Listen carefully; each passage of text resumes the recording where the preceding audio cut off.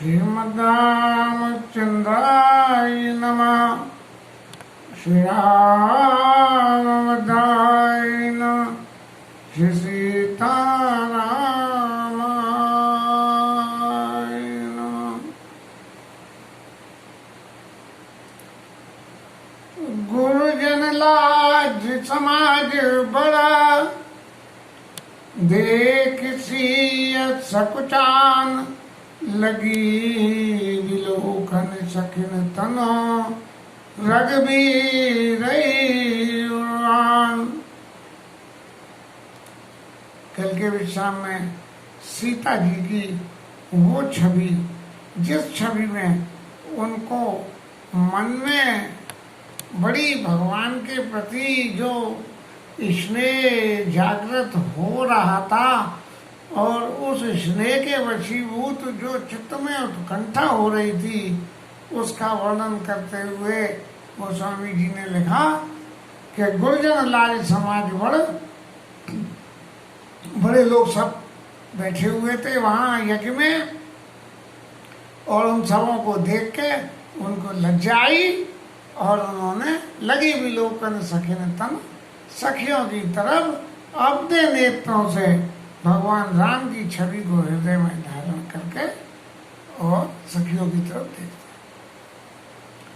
राम रूप आरुष्य छवि देखे, नर नारिन परिहरी निमेष।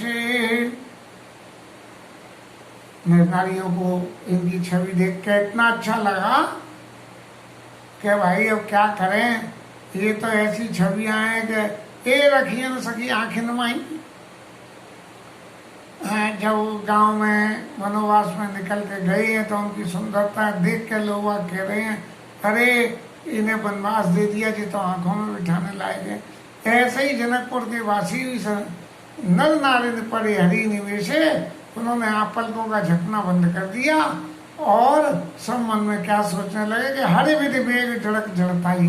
अरे ये राजा जनक की जो कहना चाहिए अल्प बुद्धिता है, उसका आप महाराज हरण कर लो, और जैसे हमारे में बुद्धि है ऐसी बुद्धि इन्हें दे दो कि बिना सब कुछ पनों को छोड़ के और सीता जी और रामचंद्र जी का विवाह कर दें। जग बल कहीं भाव सब काऊ, हटकी ने अंतोर दाऊ। जग में सब लोग इस बात को अच्छा कहेंगे, कोई बुराई कहेगा ही नहीं। लेकिन यदि राजा जनक हट करेंगे कि धनुष तोड़ के ही लीला पूरी करनी है, तो फिर उनके हृदय में खुद ही तकलीफ हो जाएगी। जगवल कहीं भाव सब काऊ, हटकी रेव अंत डाहू, यही लालसा मगन सब लोग। बस ऐसे ही सब अपने मन में बड़े बड़े खुश हो रहे हैं। और बड़ सांवरो जानकी जोगू कि ये जो सांवला वाला है ये जानकी जी के योग है। बोले गोरे वाला, बोले गोरा भी और जे भी गोरा, काले रंग पे सफेद रंग लगे तो सफेद रंग की कीमत हो गई। सफेद पे सफेद लगे तो नहीं होता है, काले रंग पे सफेद रंग लगे तो सफेद रंग की कीमत हो गई। ज्यादा चमकता है सफेद रंग। हमारे भाई साहब क्या करते थे कि जब विवाह के लिए बिटिया को कहीं दिखाने के लिए ले जाए तो उसके संग में जो सखियां जाए वो काली पीली होनी चाहिए, जिससे कि हमारी बिटिया जो है सुंदर लगे, जैसा भी रंग रूप हो उसके हिसाब से। तो हट की ने अंतर गाओ लाल सा मगन सब लोगू, बड़ सांवरो जानकी जोगू। तब बंदी जन जनक बुलाए। जब जनक जी ने देखा कि सब लोग इकट्ठे हो गए और अब तो सबको गैर तसल्ली हो रही है, धनुष तोड़ने वालों को तो जो रही है कि कैसे ही जो है मौका लगे तो हम तोड़े, और सीता जी को जो लग रही है कैसे ही जी राम जी आए और धनुष तोड़े। इसी विचार में सब लोग जो मगन हैं, तभी जनक जी ने बंदी जनों को बुलाया, जिनको हम क्या बोलते हैं, पुराना नाम बंदीजन और नया नाम एंकर। उन्हें एंकरों को बुलाया और क्या कहा, वृंदावली कहते चली आई। और वो जो एंकर थे वो राजा जनक की वंशावली में का गुणगान करते चले आए। जैसे कि टीवी शो में भी तो होता है, वो एंकर खूब मक्खन लगाता है आर्टिस्टों के, ऐसे ही जो है वृंदावली कह चली आए। और कन जाई काऊपन मोरा, चले भाटी आलोचना थोड़ा, उनके हृदय में बहुत ही खुशी की बात थी कि हम कितनी जबरदस्त घोषणा करने वाले हैं कि अब धनुष को तोड़ा जाएगा, जो धनुष तोड़ेगा उससे सीता जी का बोले।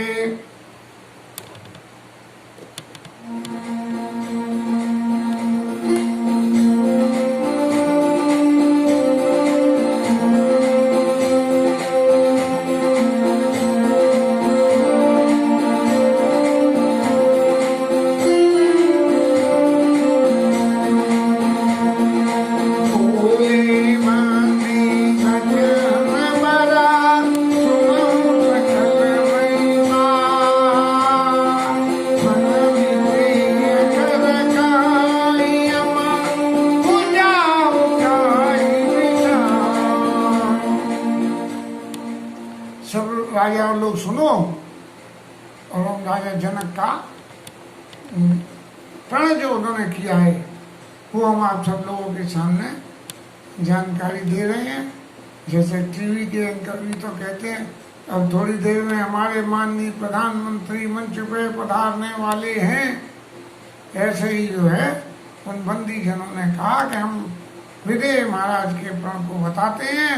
नभ भुजबल विदुष विदन राहु, ये जो है बहुत शिव जी का धनुष जो है और राजाओं का भुजबल है और ये बहुत कठोर है, ये सब किसी को मालूम है। और इस सभा में रावण भी आया था और दूसरे भी बाणासुर बलि भी आए थे और वो उस धनुष को देख के ही भग गए। तोड़ने की तो बात बहुत दूर की रह गई, उसे देख के ही भग गए। अब रावण महाराज तो इसलिए गए कि शंकर जी का धनुष है, और बाणासुर महाराज को ये लगा कि रावण तोड़ देगा तो वो पहले से भग गए, बोले रावण से लड़ तो सकूं नहीं हूं, इसलिए जाके उन्होंने उल्टी सीधी घोषणा कर दी कि तुम्हारे घर में जो है किडनैपिंग कांड हो गया है। सो रावण महाराज भग गए। जो दोनों रावण मान महाबटवारे देख सरासन गवई सिधारे, सोई पुरारे को दंड कठोरा, ऐसे शंकर जी को धनुष राज समाज आज जय तोड़ा। इसके दो टुकड़े कर दिए जाएं, जो इसको तोड़ देगा राज समाज आज जय तोड़ा।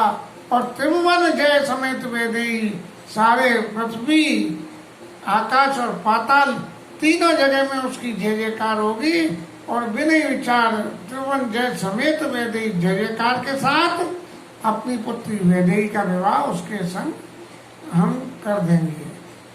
बिना विचार बड़े ही हटते ही, बिना विचार करके और कैसे हटते ही, जबरदस्ती अगर वो मना करेगा मुझे ब्याह नहीं करना है तो भी कर देंगे।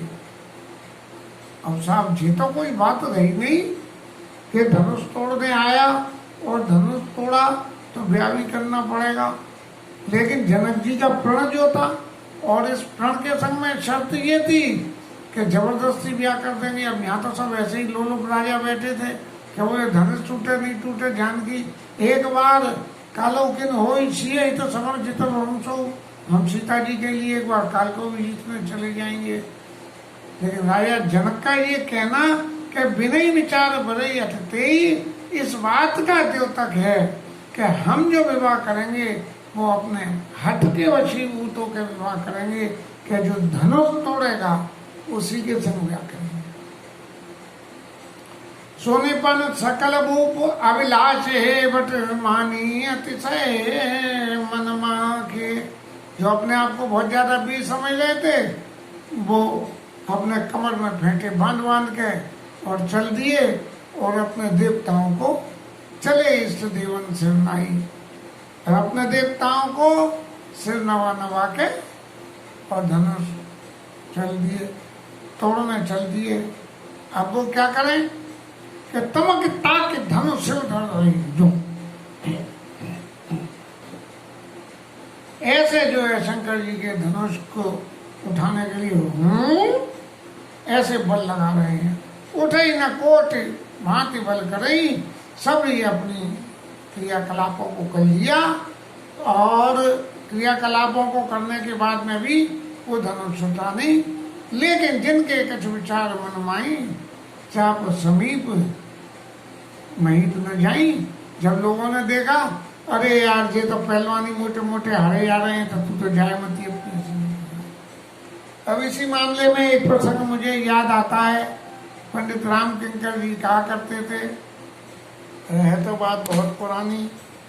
राम किंकर जी ये कहते थे कि चले इष्ट देवन सिर नाई, अपने अपने इष्टों को सिर नवाते हुए राजा लोग चले। अब उससे धनुष नहीं टूटा। तो धनुष टूटा क्यों नहीं? तो वो कह रहे हैं कि एक राजा था तोड़ने गया, और बाकी सारी राजा क्या कर रहे थे, वो भी अपने देवताओं से कह रहे थे, महाराज मुझसे टूटे नहीं टूटे, इससे नहीं टूटना चाहिए धनुष। और जब उससे नहीं टूटा, वो लौट के आया, तो वो भी यही कह रहा। अब देवता तो बड़े पेशोपस में हो गए, और ऐसे पेशोपस में हो गए कि भैया किसकी विनती को सुने, किसको विनती को नहीं सुने। एक जो है वो क्रिश्चियन लोग मजाक करते हैं कि एक नाव डूब रही थी, उसमें लोग बाग बैठे बैठे अपने देवताओं को मना रहे थे। तो एक तो कह रहा था गणपति बप्पा जल्दी आ, तो दूसरे कह रहे थे कि विष्णु भगवान जल्दी आ, तीसरे कर रहे थे कृष्ण कन्हैया लाल की जय। तो वो बोला कि तुम सभी लोग अलग अलग अपने देवताओं को बुला रहे हो, तो वो किसकी में कौन सा देवता आवे? और एक मिनट में जे नहीं आए तो बोले अब दूसरे को बुला लिया। तो इसलिए तुम्हारे यहाँ तो नहीं है, देखो हमारे यहाँ तो एक ही देवता है, और हमने बुलाया आए, और देख लो हम तो बच गए। ये सब ऐसे कटाक्ष हैं कि हिंदू समाज की जो मुख्य धारा, जो अपने आप में बहुत ही एग्जॉस्टिव है, बहुत ही सही है, इसको व्याख्यान करने के लिए लोग तरह तरह के मायने लगाते हैं। तमक धरई दन मोड़ न पावे, उठई न चलई लजा, मन पाई मत बाहुबल अधिक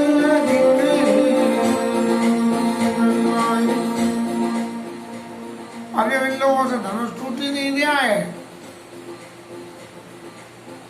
तो देखने में ऐसा लगने लगा कि वो उठाने के जितनी प्रयास कर रहे हैं, तो इनका बल इसमें ट्रांसफर हो जा रहा है। एनर्जी कभी खत्म नहीं होती है। हम किसी भारी चीज को एक जगह से सरका के दूसरी जगह ले जाएं, तो उसमें एनर्जी जमा हो जाती है। वो जाके जो हमने ताकत खर्च करी है, एक कील को कर्री करके लकड़ी में से खींचो तो गर्म हो जाती है, वो जो हम ताकत लगाते हैं वो ताकत कील में चली जाती है। तो ऐसे ही गोस्वामी जी लिख रहे हैं कि जो उठाने का प्रयास कर रहे हैं और जिन पे उठ ही नहीं हुआ है, तो ऐसा लग रहा है कि उनकी बाहों का बल भी धनुष में फिर और जाके जमा हुआ जा रहा है इनर्शिया में, कि वो हूँ करके उठा रहे हैं, और उस हूँ में, उनकी हूँ में धनुष भारी होता चला जा रहा है। भूप से दस एक मारा,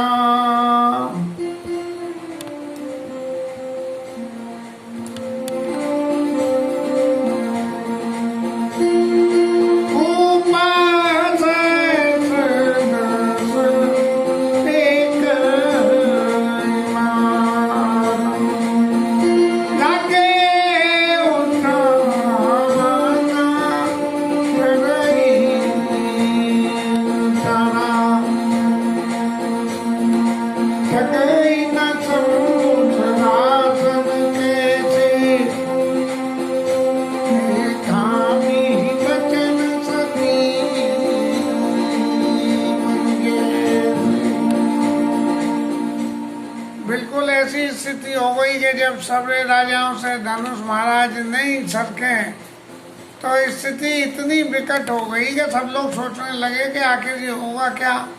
तो हारे को हरिनाम वाली स्थिति में सबों ने सोचा क्यों ना हम सब आगे की तो पीछे देखेंगे, लेकिन यदि ये हमसे टूट जाए तो सब लोग मिलके पहले तोड़ लो, और फिर देखेंगे जब तोड़ने के बाद में ब्याह किससे होना है। इसलिए भूप सहस दस कई बारा, लेकिन क्या 10,000 राजाओं को लगाने लायक धनुष के चारों तरफ इतनी बड़ी जगह थी, जगह हो नहीं हो, लेकिन 10,000 लोगों के संकल्प से उस धनुष को अपनी अपनी विद्याओं से उठाने का बल लगाने लगे, जिसके पास जैसी भी विद्या थी। लेकिन धनुष महाराज तो बिल्कुल नहीं ले, जैसे कि किसी कामी व्यक्ति के वचनों से किसी सती का मन नहीं डोलता है। सब नप भये जोग उपासी, जैसे विराग सन्यासी, जैसे बिना वैराग्य के कोई सन्यासी हो जाए जाके, और वैराग्य तो चित्त में आया नहीं और वे धारण कर लिया सन्यासी का। अब जो है वहाँ पंगत में जाके बैठे, परोसने वाला ने छोड़ के आगे निकल गया, सोई जो है उस पर रागे।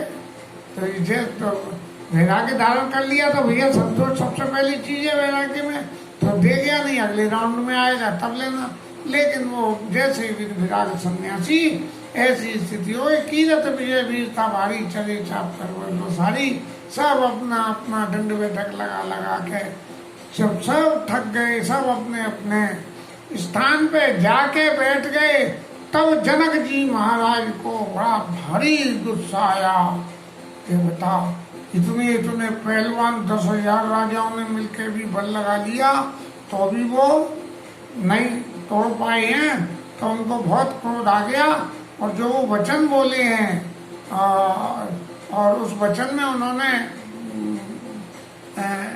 जैसे बिल्कुल किसी चीज को रोष जन्मसाने गुस्से में भर के राजा महाराज, दीप दीप के भूपति नाना, आए सुनाम जो पन ठाना।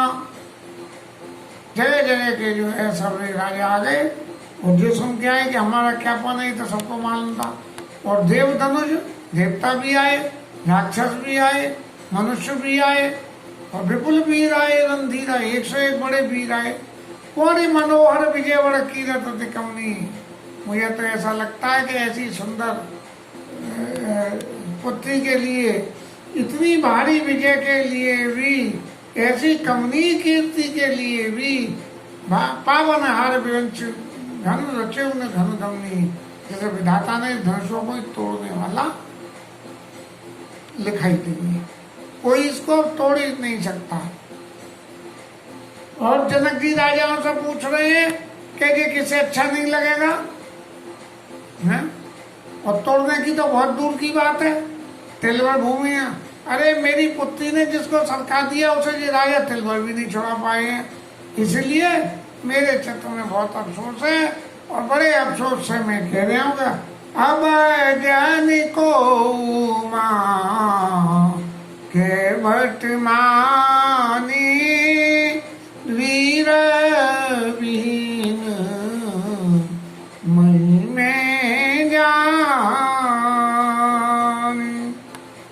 अब मुझे पता लग गया ये वीरों से विहीन है धरती, इसलिए अब कोई अपने आप को वीर और बलवान न समझो, और सब लोग अब विवाह की आशा छोड़ के अपने अपने घर जाओ। मैं अपने प्रण को छोड़ दूं तो मेरे सुखद चले जाते हैं, और मेरी तो पुत्री कुंवारी रह जाएगी, अब रह जाएगी तो रह ही जाएगी, उसके भाग्य में जो होगा। जो जनते हो बिन भटबो भाई, तो बनकर होते हो न साई। मुझे मालूम होता कि संसार में कोई वीर है ही नहीं, तो मैं ऐसा पन करके अपनी हंसी कभी नहीं कर रहा था। जनक वचन सुने सब नर नारी, जनक जी के इन वचनों को सुन के और जानकी जी की तरफ देख देख के सब लोग बहुत दुखी हो गए, और ऐसे दुखी हो गए कि लक्ष्मण जी की तो बाएं फड़क गई, माँ के लखन कुटिल वही भोए लटको तो फड़कत धैन विसोए। क्योंकि जनक जी ने कह दी कि वीर विहीन, बोले अभी वीर विहीन कहाँ से आ गई है, अभी तो ताड़का को मार के आए हैं, अभी कहाँ से वीर विहीन हो गई, सुबाहु को मार के आए हैं, ताड़का को मार के आए हैं, ऐसे बड़े बड़े राक्षसों को मारी आए हैं। ये कह रहे हैं कि वीर विहीन महीन में जानी, और उनकी आंखें फड़कने लगी थर थर थर थर थर। कहीं न सकत रघुबीर डरा, लगे बचन जनबान, नाई राम पद कमल सिर बोले गिरा। राम के डर से, अनुशासन के हित में कुछ कह तो सकते नहीं है, लेकिन उनके हृदय में ऐसे जनक जी के वचन चुभे जैसे किसी ने तीर लगा दिया। और फिर भगवान राम के चरणों में सिर नवा के बोले गिरा प्रमाण, ऐसी स्टैंडर्ड बात, प्रमाणित बात को बोले। क्या बोले? ये आगे की लीला होगी और इसका प्रसंग कल लेंगे। आज की कथा विश्राम। हरि नाम कीर्तन।